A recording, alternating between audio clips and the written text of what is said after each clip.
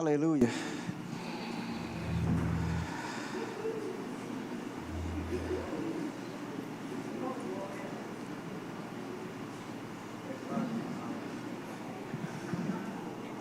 A evidência do meu sangue livrou as pessoas na saída do Egito. A manifestação da evidência do meu sangue na vida da igreja, nesses últimos dias, será fundamental para a retirada dela da terra.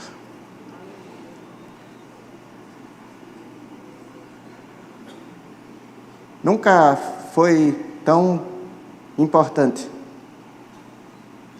a diferença de quem serve a Deus e quem não serve. Porque o que fez as pessoas saírem do Egito foi a demonstração física e visível. As pessoas viram a evidência do sangue dele na porta. Sua passagem para a eternidade será a evidência desse sacrifício na sua vida. Nunca foi tão importante seguir as leis de Deus. Sempre foi. Mas nesses últimos dias, será algo indispensável. Ou você deixa a evidência dessa aliança, desse sangue, ser referência na sua vida, ou você está perdendo seu tempo. Vá fazer qualquer outra coisa. Ou você serve a Ele, como uma demonstração física e visível daquilo que você acredita, ou vá fazer qualquer outra coisa.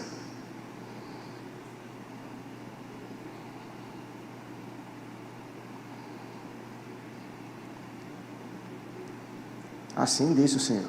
Amém. Senta aí um pouco.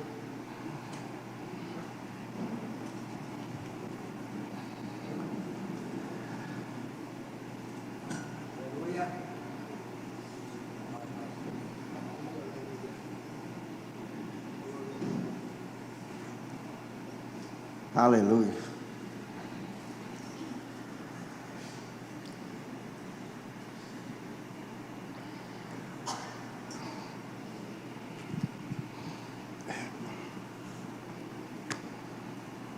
Eu gosto de vários louvores, né? Mas quando a galera canta a canção do Apocalipse, aí eu me empolgo. Então, na ministração anterior, nós vimos algumas coisas concernentes ao segredo do reino. Você lembra disso? Qual é o segredo do reino? As palavras que saem da sua boca. Elas têm a capacidade de organizar a sua vida. E Jesus disse: se vocês não compreenderem essas coisas, que o semeador saiu para semear e ele encontrou 4 oportunidades de colocar a palavra, e cada uma respondeu de uma forma de acordo com o solo que estava sendo plantado. Mas nós entendemos que nós devemos continuar plantando, porque enquanto houver terra, haverá chuva, haverá plantação, haverá colheita, e você não pode parar de falar. E as palavras que você, não só as palavras que você lança, não apenas as palavras que você lança, mas o solo que você está no seu coração é que vai determinar se aquela palavra vai surtir efeito ou não. Isso serve para você organizar a sua vida. Na ministração anterior, nós vimos a respeito do segredo do reino. Hoje nós vamos ver algumas coisas a respeito do padrão do reino, o segredo do reino. E hoje nós vamos ver algumas coisas a respeito. O tema da ministração é o padrão do reino. E na próxima ministração nós vamos ver a respeito do dom da conquista. Ok? Mas a gente precisava falar algumas coisas a respeito para que você entendesse a ministração que virá depois. Vocês me amam ainda? Hoje vocês vão ter que me amar muito, viu? Mas é Santa Ceia, né? Vamos celebrar. É tempo de você me perdoar daqui para o final do culto e a gente pode tomar Santa Ceia em paz. Para a gente começar, 2 Coríntios, capítulo 2, versículo do 11 ao 16, e eu vou começar a mexer com a sua mente hoje. Tem como reproduzir aqui? Senão a gente vê na tela. 2 Coríntios, capítulo 11, versículo... 2 Coríntios, capítulo 2, versículos do 11 ao 16. O apóstolo Paulo nos fala algumas coisas importantes que a gente precisa atentar para o que a gente está lendo.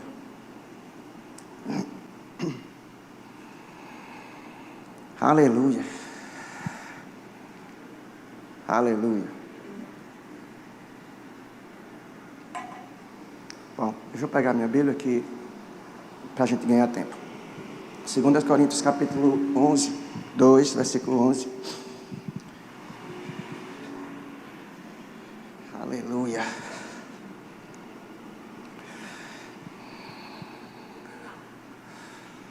Agora sim.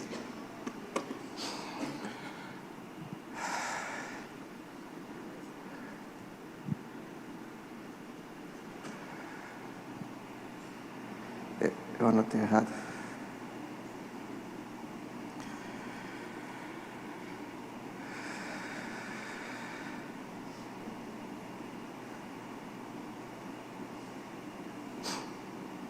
Eu acho que eu anotei errado.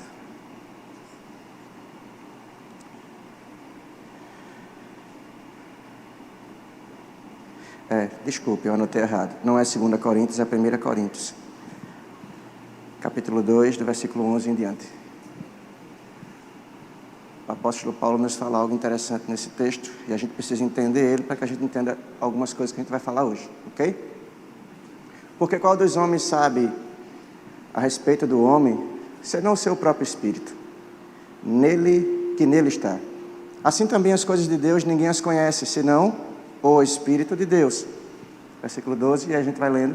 Ora, nós não temos recebido o Espírito do mundo, e sim o Espírito que vem de Deus, para que nós venhamos a conhecer o que Deus nos deu de forma gratuita, por causa da graça, o sacrifício e tal. Disto também falamos, não em palavras ensinadas pela sabedoria humana, mas ensinadas pelo próprio Espírito de Deus. O que o texto está dizendo é que o apóstolo Paulo estava se baseando nos ensinamentos baseados pelo próprio Espírito de Deus. Não mais pela letra, mas pelo Espírito de Deus. Porque o Espírito de Deus, nessa nova fase da humanidade na Terra, que é a igreja, era o referencial de organização. Não mais a letra, mas agora as coisas que vêm do Espírito. Está dando para você entender? Volta só o texto, por favor. O 13. Disto também falamos, não em palavras ensinadas em sabedoria humana, mas ensinadas pelo próprio Espírito, conferindo coisas espirituais com espirituais. Então, as coisas que vêm de Deus, que é Espírito, se conectam ao nosso Espírito pelo Espírito Santo. Está dando para entender? Deus é Espírito. Nós somos Espírito, temos uma alma e habitamos num corpo. Então, para que Deus, que é Espírito, se conecte ao nosso Espírito, precisava de um intermediário, o Espírito dele. Está dando para você entender?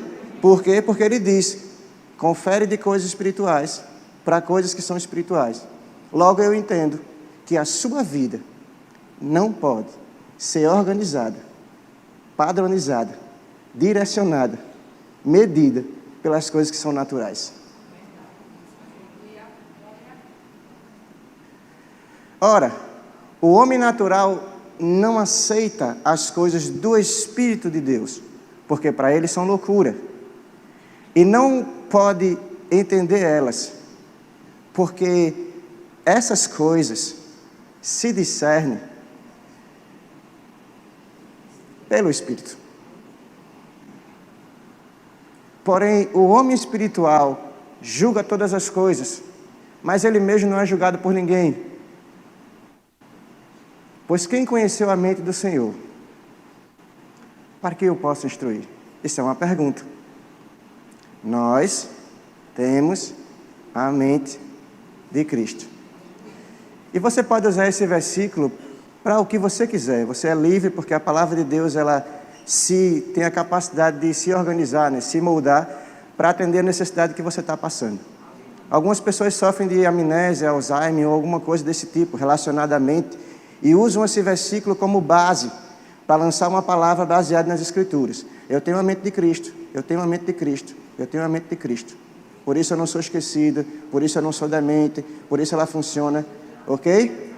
Ok, sem nenhum problema, porque a palavra de Deus dá essa capacidade de você fazer uma interpretação baseada num versículo, ou também fazer uma interpretação baseada no contexto dele.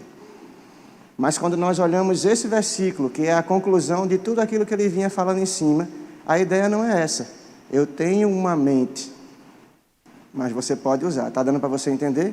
Não é pecado.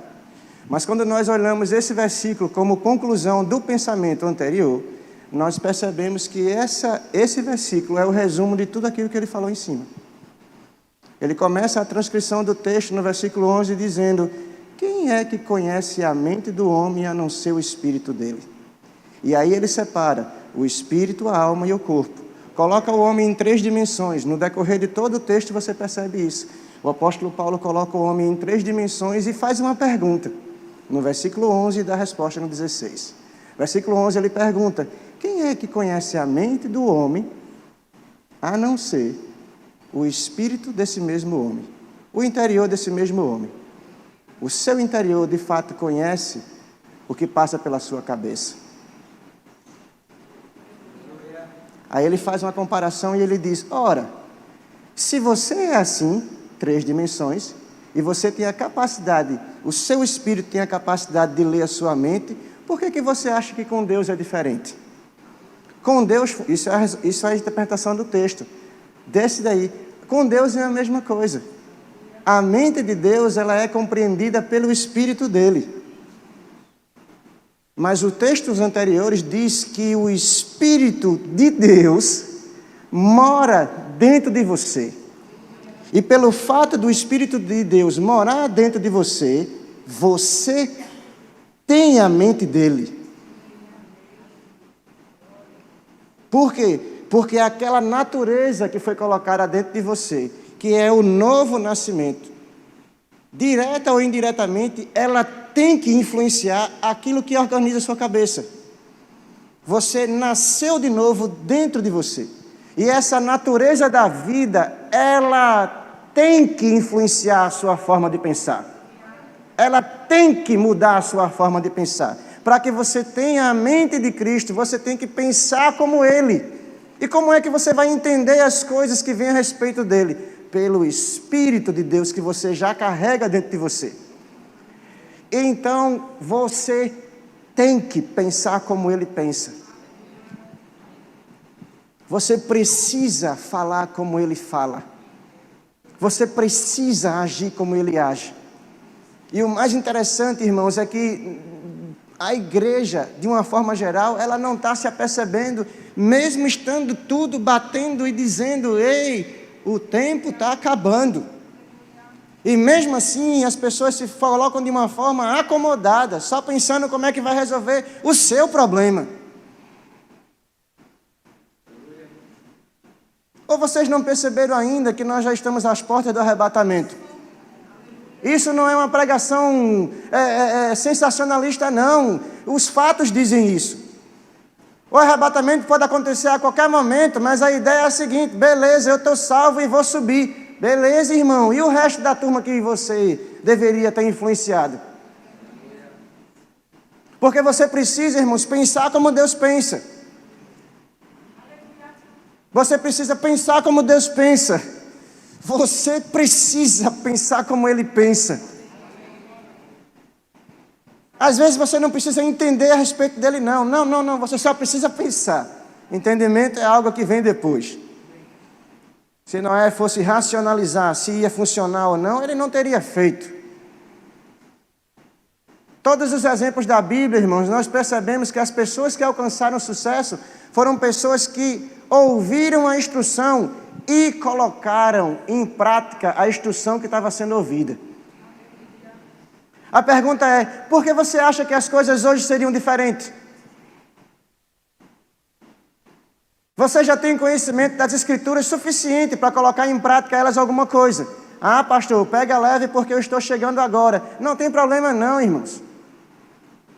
Você chegou agora, mas se você escutar uma palavra, crer e fizer, eu tenho certeza que vai funcionar.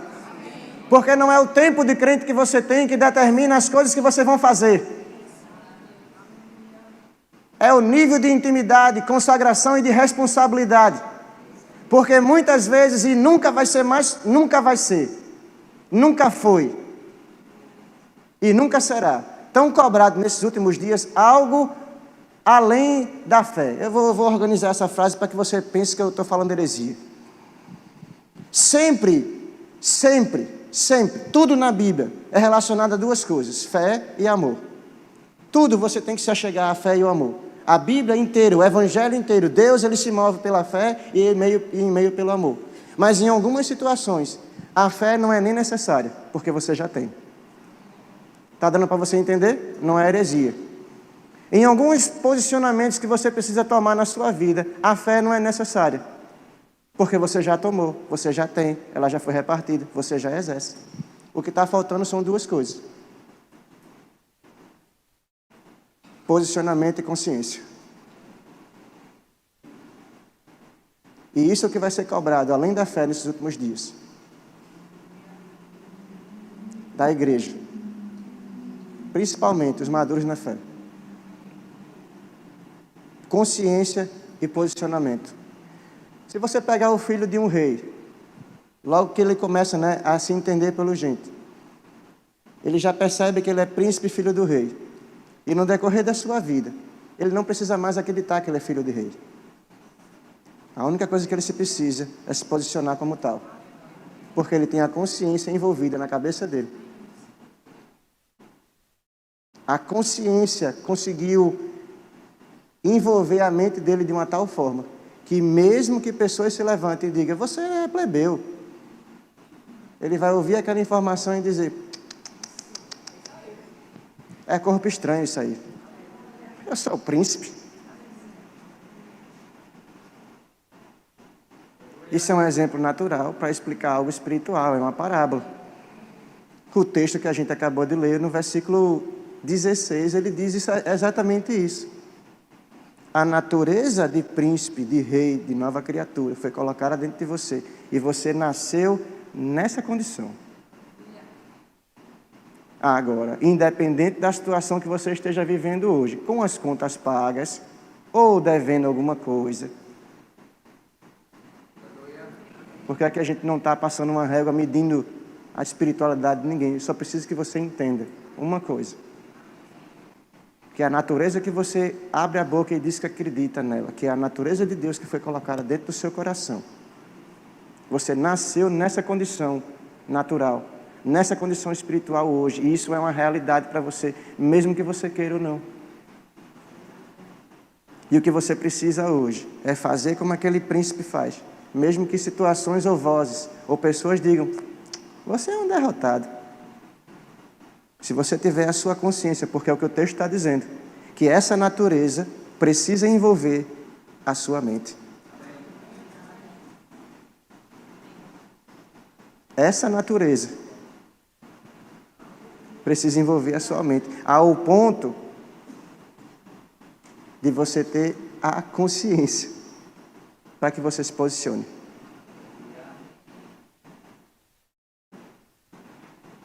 Está dando para você entender? Amém? Beleza? Coloca aquela definição da palavra padrão para que a gente comece a entrar na ministração agora. Todo mundo entendeu, o que o texto está dizendo? Isso vai ser fundamental para a gente discorrer algumas coisas. A palavra padrão, ela vem do latim patronus, no sentido de modelo a ser seguido. É uma derivação da palavra pater, que significa pai. Então, o padrão, na raiz do seu significado, significa o modelo a ser seguido. Ok? Padrão é o modelo a ser seguido. Então, vamos entrar agora no tema e fazer uma pergunta. Como que você acha que o padrão do reino funciona? O padrão do reino de Deus é descrito nos 4 evangelhos, né? Jesus vai falando acerca do reino, do reino, do reino. O reino dos céus é semelhante a tal coisa, o reino do céu é semelhante a tal coisa, o reino dos céus é semelhante a tal coisa, o reino dos céus é semelhante a tal coisa. Mas o que nós precisamos entender, de fato, de uma vez por todas, que a resposta de quase tudo na Bíblia está na origem, no Gênesis. Quando Deus ele forma o planeta Terra e coloca o homem como a última obra da sua criação, ele cria o homem num estado de abundância e de amplitude. Aquele é o padrão do reino. Porque quando Deus cria o homem, uma das primeiras instruções que Deus dá ao homem é: domine sobre os peixes do mar, sobre as aves do céu. Mas uma das primeiras expressões é: domine. Ele cria o homem absolutamente completo de tudo e disse: esse é o seu reino. Estabeleça, isso não foi ele que disse, mas quando Jesus fala sobre isso no final, nas suas orações, ele diz: venha a nós o teu reino, seja feita a tua vontade na terra como ela é feita nos céus. Mas na origem, no Gênesis, Deus já estabelece qual é a sua vontade. Quando ele cria Adão, coloca ele como dominante e disse: sujeite todas as coisas. E no Éden, Deus já estabelece o padrão do reino. O domínio está sob suas mãos. Por quê? Porque Deus disse, Jesus disse, que a vontade de Deus que ia ser revelada na terra era a mesma que estava no céu. Se Deus domina nos céus, e a criação do homem é uma demonstração a Satanás, está dando para você entender? Satanás queria ser colocado à imagem de Deus, ele cria o homem à sua imagem, dá a ele domínio, e ele disse: estabeleça domínio na terra, da mesma forma que esse domínio eu estabeleço nos céus. O padrão de organização do reino é você estabelecer o domínio de todas as coisas. Porque nós vimos que o significado da palavra é modelo. Então Deus colocou na terra um modelo de como era no céu. Deus colocou na terra Adão como uma representação dele que estava nos céus. E a ideia era aquilo que Adão dizia iria acontecer. Aquilo que Adão fizesse, iria ser feito. Aquilo que ele não fizesse, não iria ser feito. Parece até retórico, né? E brincadeira, mas é a pura verdade. Se você fizer, vai acontecer. Se você não fizer, não vai acontecer. Se você falar, vai acontecer. Se você não falar, não vai acontecer. Se você se posicionar, as coisas acontecem. Se você não se posicionar, elas não acontecem. O padrão do reino é o domínio.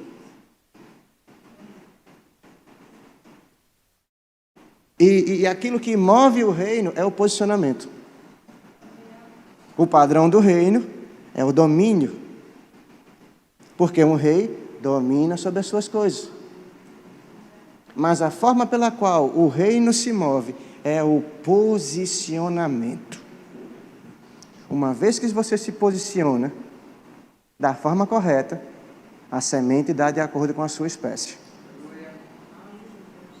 Uma vez que você se posiciona de uma forma incorreta, fora do padrão, as coisas acontecem de forma desorganizada, sem equilíbrio, dá errado. Por quê? Porque nós vimos na aula passada, a semente dá de acordo com a espécie. E tudo aquilo que você planta, você colhe.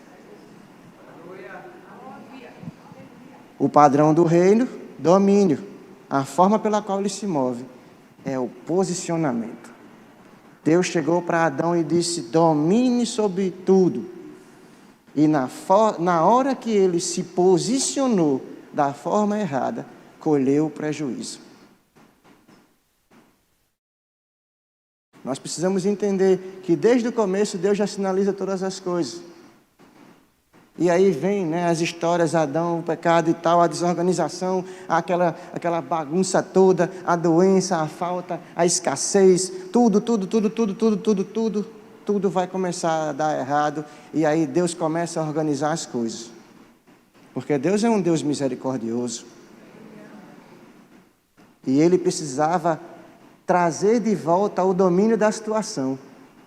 Por quê? Porque Deus sempre quis que o reino dele fosse predominante.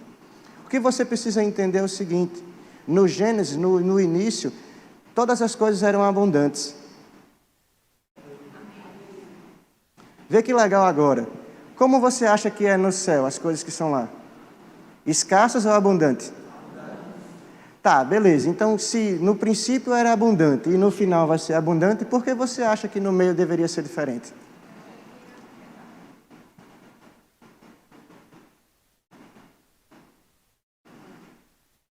E por que não está sendo abundante, pastor, na minha vida? Aí a gente pode, são temas para os próximos capítulos. Uma vez eu conversando com uma pessoa e ela disse: eu não acredito nessa teoria da prosperidade. Eu disse: eu também não. Prosperidade não é uma teoria. É um padrão de vida que foi estabelecido desde o começo. E estava disponível desde o começo. Porque prosperidade não é apenas ter dinheiro. Da mesma forma que riqueza também não é. Porque se pobreza é uma condição espiritual e ela veio por causa de uma transgressão espiritual, a riqueza é a organização da pobreza. Riqueza é uma condição espiritual. O fato de você ser rico ou não, materialmente falando, pouco importa. Porque você já carrega dentro de você a organização da sua vida. Isso é tema para depois.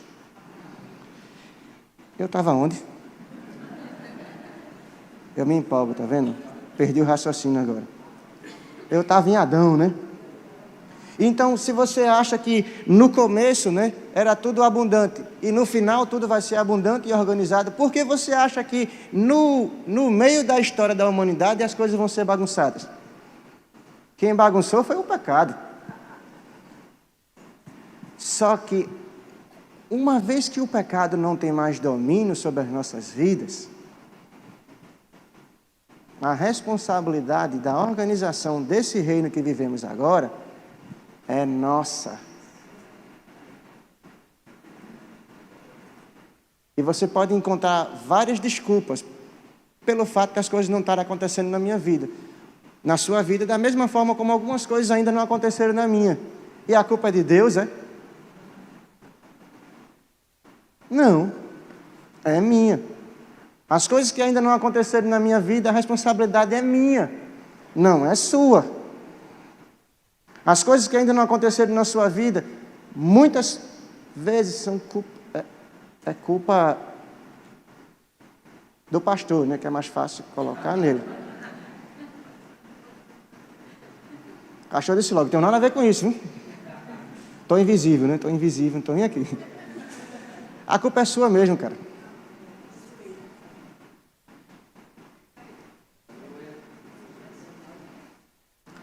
Só que o mais legal é o seguinte, né? Toda vez que a gente prega algo parecido, todo mundo balança a cabeça: é mesmo, né? E não faz nada. E daqui a 2 semanas vai vir algum outro cidadão pregar essa mesma coisa, e a galera vai dizer: é mesmo, né? A culpa é minha, é. E não vai fazer nada. E depois de 2 anos, né, no aniversário da igreja, vai vir outro pregador topado, né, pregar e dizer a mesma coisa. E você vai dizer a mesma coisa. É mesmo, né? A culpa é minha, né? Não, é. E não vai acontecer nada. Sabe por quê?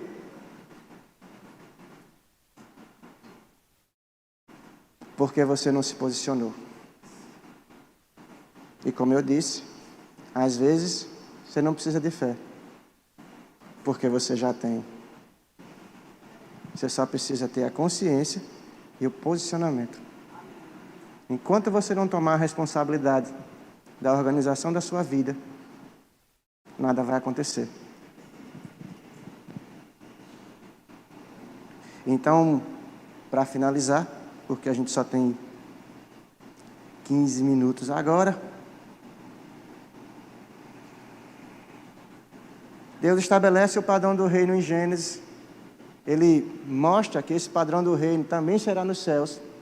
E Ele dá a oportunidade de que nessa esfera da atuação da humanidade, nós venhamos a ter de volta o controle de tudo, o domínio. Por quê? Porque Deus enviou Jesus para poder resgatar esse domínio de volta e nos entregar. Beleza? Só que Deus, Ele firma uma aliança, né? E nós já vimos aqui sobre isso. Todas as alianças que Deus vai formando é simplesmente para que Deus vá criando laços com a humanidade, para que a humanidade não perca a essência da organização. E Deus, Ele firma uma aliança com Abraão, lá em Gênesis capítulo 17. Nós já vimos aqui sobre a aliança abrâmica, né? Foi uma das alianças mais importantes das 7 alianças, né? Não só a nova aliança é a 9ª. A aliança abrâmica, ela está realmente no meio, ela é a 4ª aliança. Então existem 3 alianças anteriores, a de Abraão, e 3 alianças posteriores, até chegar à nova. Abraão, na realidade, é o divisor de água. Deus, Ele, quando chama Abraão, Ele começa, né, a traçar a reorganização do pensamento dele a respeito da humanidade.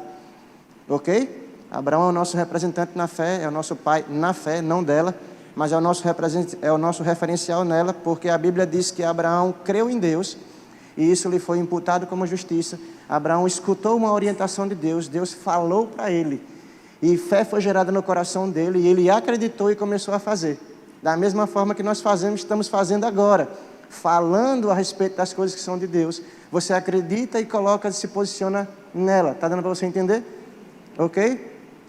Gênesis capítulo 17, do 1 ao 7.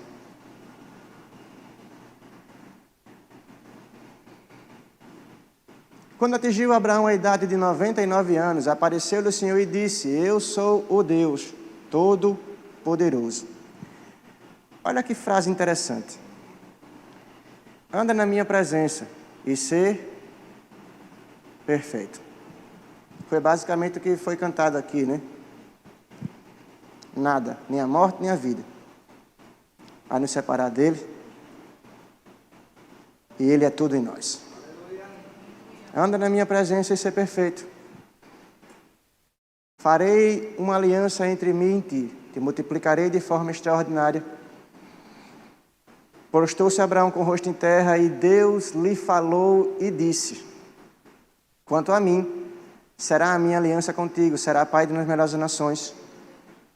Abraão já não será mais o teu nome, mas Abraão, né? Abraão não será mais teu nome, mas Abraão, porque por pai de numerosas nações eu te constituí. Far-te-ei fecundo extraordinariamente, de ti farei nações, reis procederão de ti. Estabelecerei a minha aliança entre mim e ti, e a tua descendência no decurso das suas gerações, aliança perpétua para ser teu Deus e da tua descendência.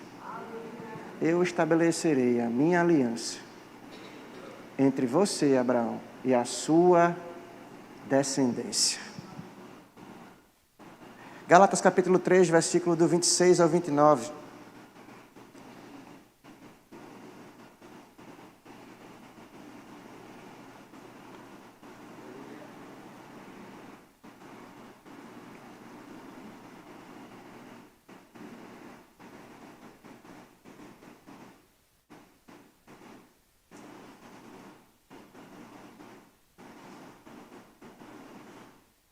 Gálatas capítulo 3, do versículo 26 até o 29.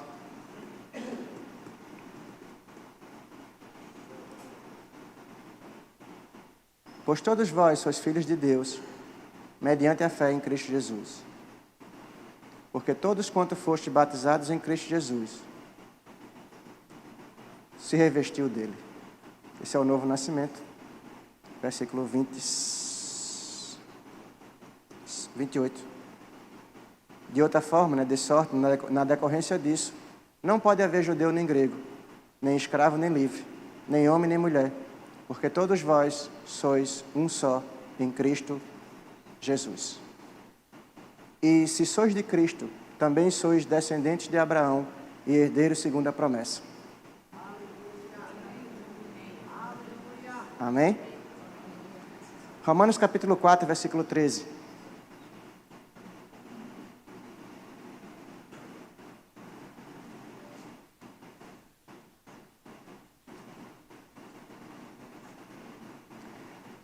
Todo mundo achou? Romanos 4, 13, está aí na tela.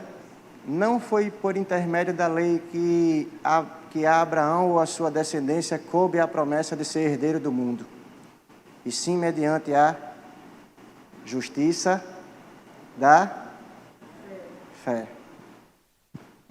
Veja só que expressão interessante está ali no meio do versículo, no finalzinho dele.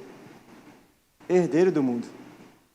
E às vezes a gente passa desapercebido nesse texto, né? E nem presta atenção nisso.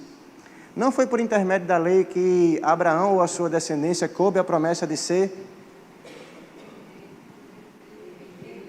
herdeiro do mundo.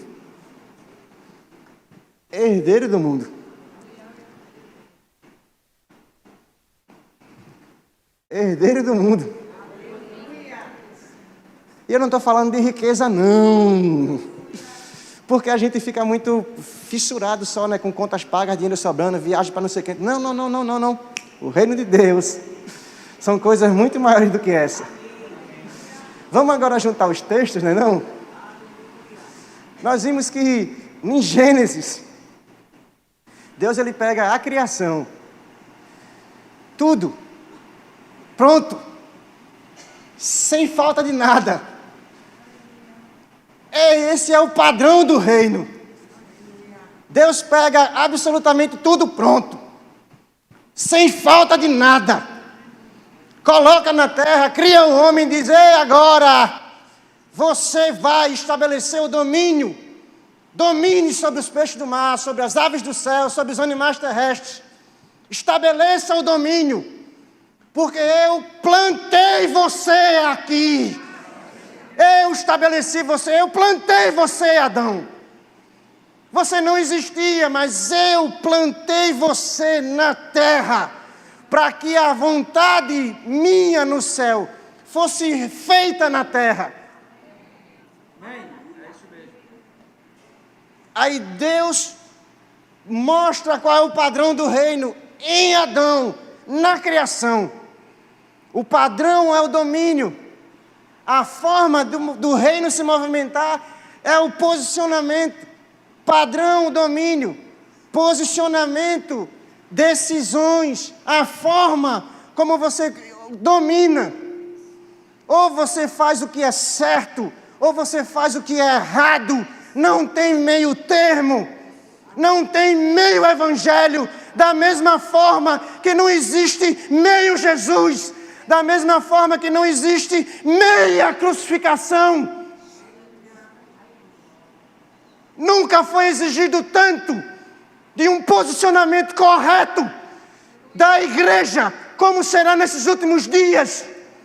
Ou você vive esse evangelho, ou vai fazer qualquer outra coisa.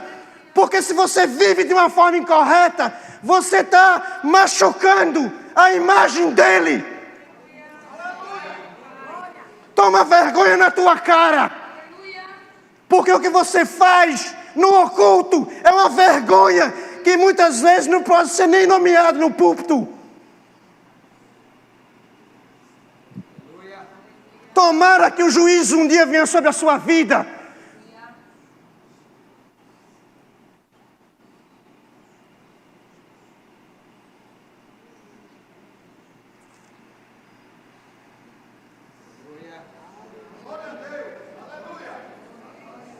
Ele está organizando a igreja para subir.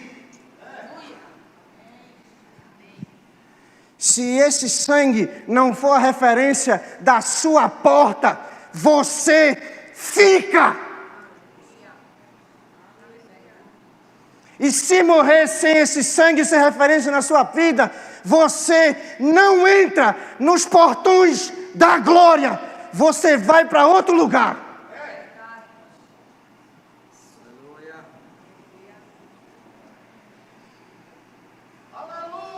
Esse é o padrão do reino, bonitão. Ou tu está achando que esse reino de Deus é para qualquer um? Não é para Nutella, não. E não é uma indireta, não, viu? Tiago é o Nutella do nosso grupo de motorista.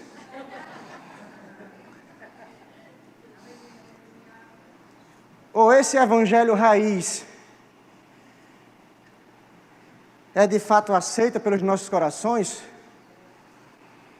porque está se levantando a última fase da perseguição da igreja na terra. E como foi cantado, Deus falou para nós, através das músicas, dos louvores, porque Ele habita no meio dela. Nem morte, nem vida, nem as coisas que são aparentemente corretas, nem as coisas que são ilícitas, nada vai me separar desse evangelho, do evangelho da cruz. E já que Jesus é a referência, se eu precisar morrer por conta do evangelho, eu vou morrer por conta do evangelho. E isso não é simplesmente um mero clichê de morte física. Se a minha conta no Instagram precisar um dia ser cancelada, eu vou matar ela.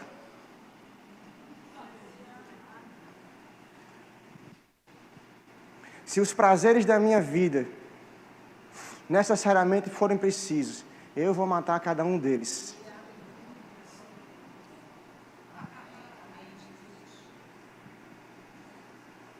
Deus estabelece o padrão em Adão, no Éden. O padrão é desorganizado por conta do pecado. Deus, através das alianças, sinaliza como é que vai ser a organização. Mas em Abraão, Deus diz como é que vai ser ela. Eu vou levantar uma numerosa nação. Eu vou levantar uma numerosa nação. Como as estrelas no céu, como as areias no mar. Nós já vimos aqui a respeito disso. Deus estava colocando um padrão e dizendo, Abraão, quando você olhar para as areias da terra, assim será a sua descendência. Sua natureza terrena, humana, natural. Os judeus, hebreus, está dando para você entender? Os israelitas, essa poderosa e gigantesca nação israelita, são a sua descendência como as areias do mar.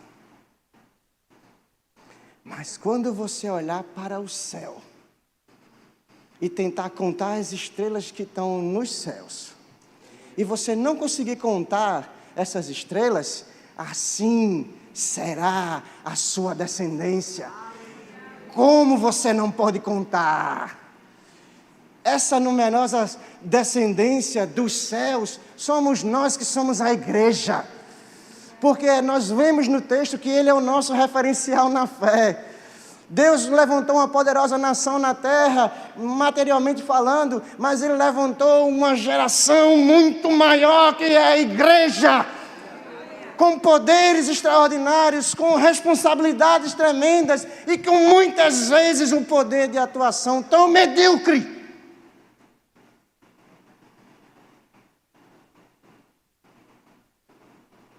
Porque a gente só está pensando nas contas pagas e dinheiro sobrando. E a conferência, será que eu vou ou não vou?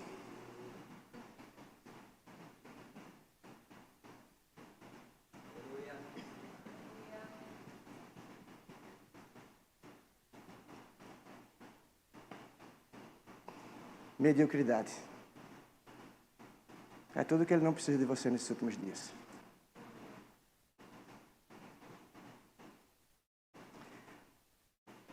Nós herdamos o mundo por causa de Abraão, de Jesus. Tem tanta coisa para a gente fazer. E olha que a gente não está querendo nem o mundo, né? Só está querendo a linda. Porque a gente não é ganancioso, né? Não. Tem que deixar o restante para os outros. A gente reparte, né?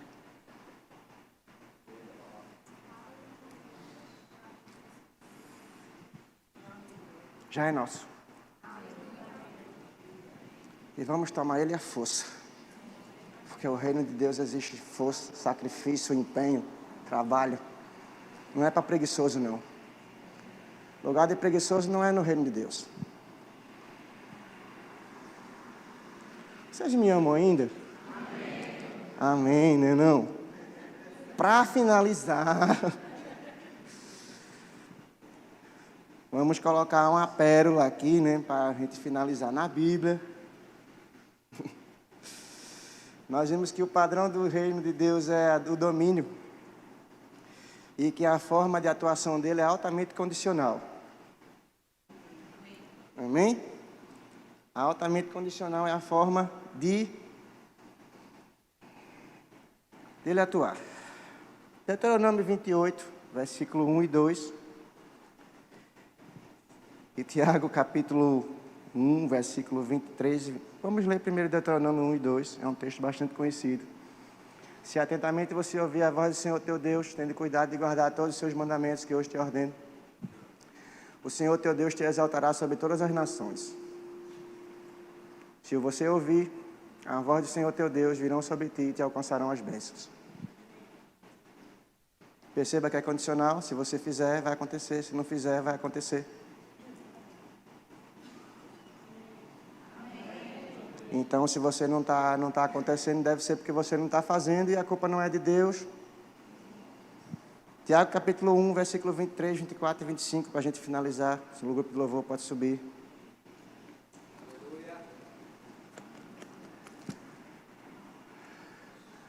Porque se alguém é ouvinte da palavra e não praticante, é semelhante ao homem que contempla num espelho o seu rosto natural. Pois a si mesmo se contempla e se retira para logo que se esquece da sua aparência. Mas aquele que considera atentamente na lei perfeita. Olha que expressão extraordinária. A lei da liberdade. E nela persevera, na lei da liberdade. Não sendo ouvinte negligente, mas operoso praticante. Esse será bem-aventurado, bem-sucedido, próspero, suprido, produtivo, se você atentar para a lei da liberdade. Porque se você não atentar para a lei da liberdade, você vai continuar preso em alguma coisa. Ou preso na doença, ou preso na pobreza, ou preso na morte, ou preso no pecado, ou preso na incapacidade de produzir resultado, preso em alguma coisa porque você não atentou para as orientações da liberdade.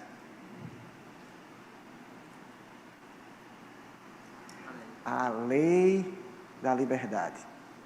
A ideia da palavra lei significa orientação. Faça isso, não faça isso, faça dessa forma. Está dando para você entender?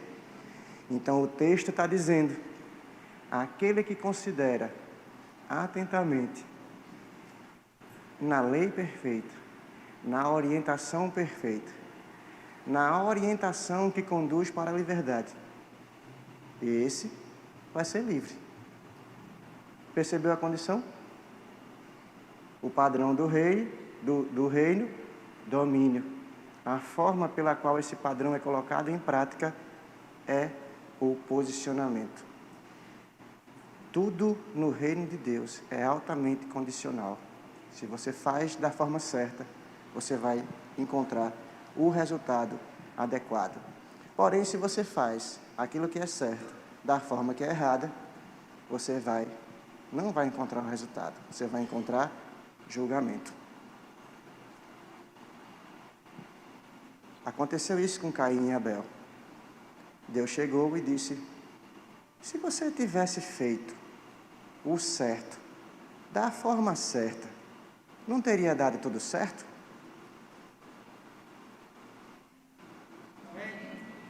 Olha o trocadilho de palavras. Se você tivesse feito o que é certo, que foi a orientação que eu dei, da forma certa, por por um acaso não teria dado tudo certo?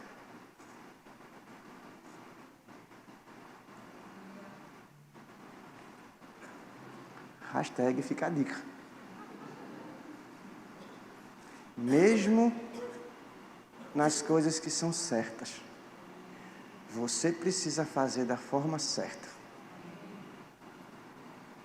Porque senão verá juízo.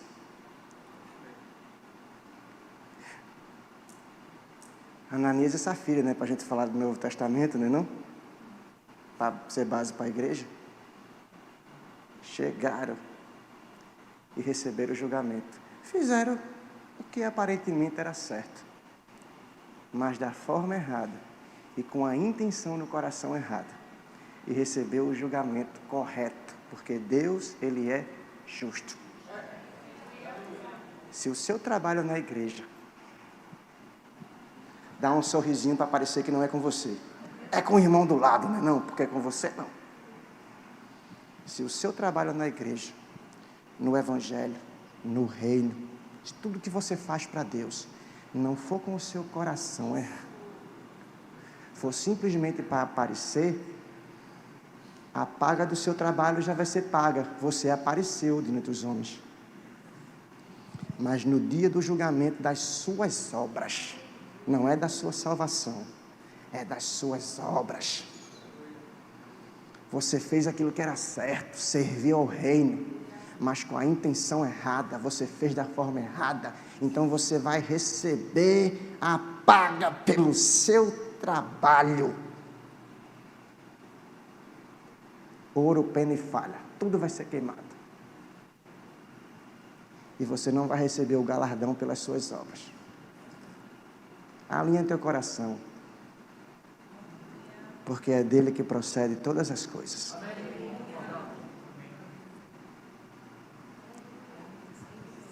Vamos tomar a Santa Ceia. Mediante tudo aquilo que foi dito. Se você está nesse momento agora, de manhã, no culto da manhã,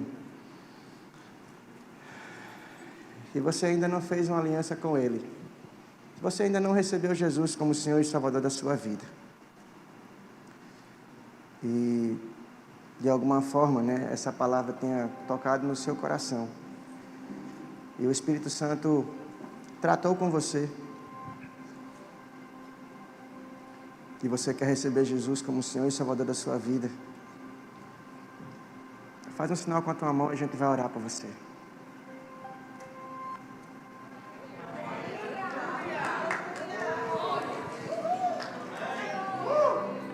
Vem com ela aqui, por favor. Amém, aleluia.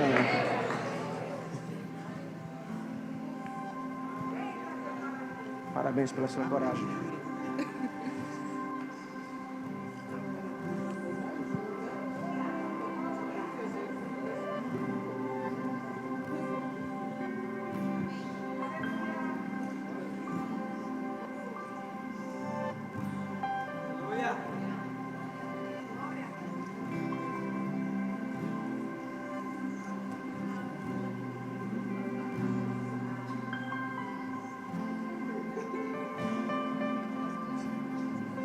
O pastor pediu para ela confessar aqui. Desculpa, viu, Cris? Qual o seu nome? Angélica. Angélica. A gente vai fazer a sua declaração pública aqui agora. E no final você vai com aquelas duas senhoras ali, aquelas duas moças, não é senhora não, aquelas duas pessoas, que elas vão instruir em alguma coisa, em algumas coisas a respeito do novo nascimento. A gente vai fazer essa confissão agora por conta da Santa Ceia. Sim. Porque você vai cear conosco. Com certeza.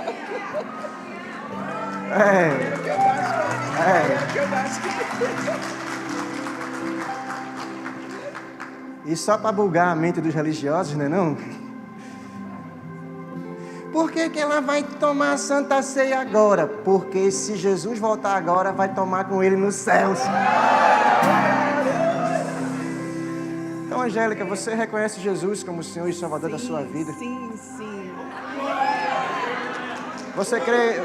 Você crê que Ele morreu sua morte para que você pudesse ter direito à vida? Sim, eu só não creio como eu sinto isso. É. No meu coração. Então diz seu nome, diga assim, eu, Angélica. Angélica, eu, Angélica, Recebo Jesus recebo Jesus como Senhor e Salvador como Senhor e Salvador da minha vida. da minha vida, todo meu coração. E agora?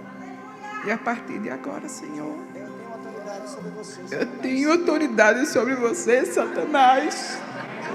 Eu digo, em nome de Jesus. Em nome de Jesus. Diga assim, Eu digo, em nome de Jesus, agora, Satanás, em nome de Jesus, você não tem mais poder legal e atuar na minha vida.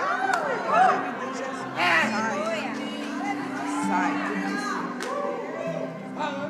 pega teu pão. Vamos cear com a nossa irmã.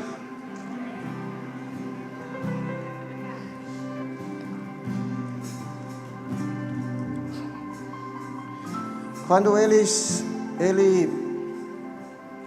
na última noite, ele tomou o pão e ele disse aos discípulos: isso é o meu corpo, que é dado por vós, por nós. Fazer isso em memória de mim. Isso é o corpo, isso é o que simboliza o corpo dele. Fazer isso em memória de mim.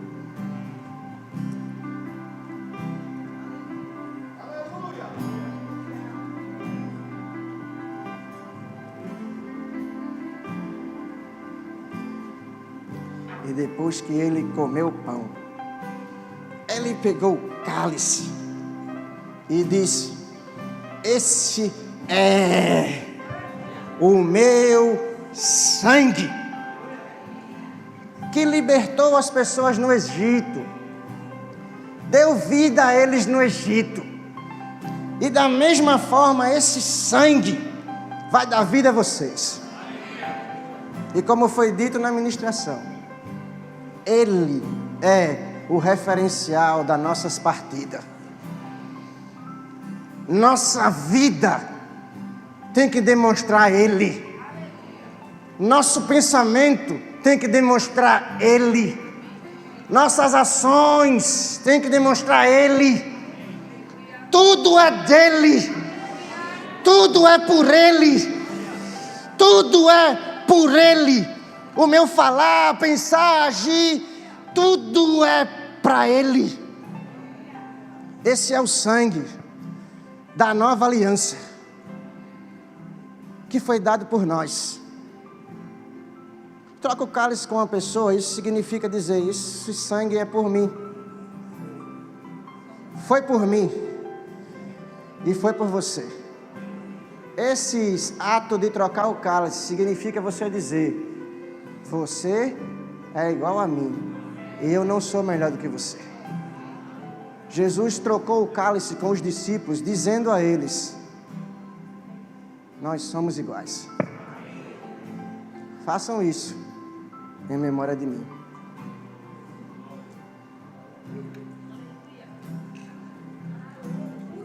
Parabéns.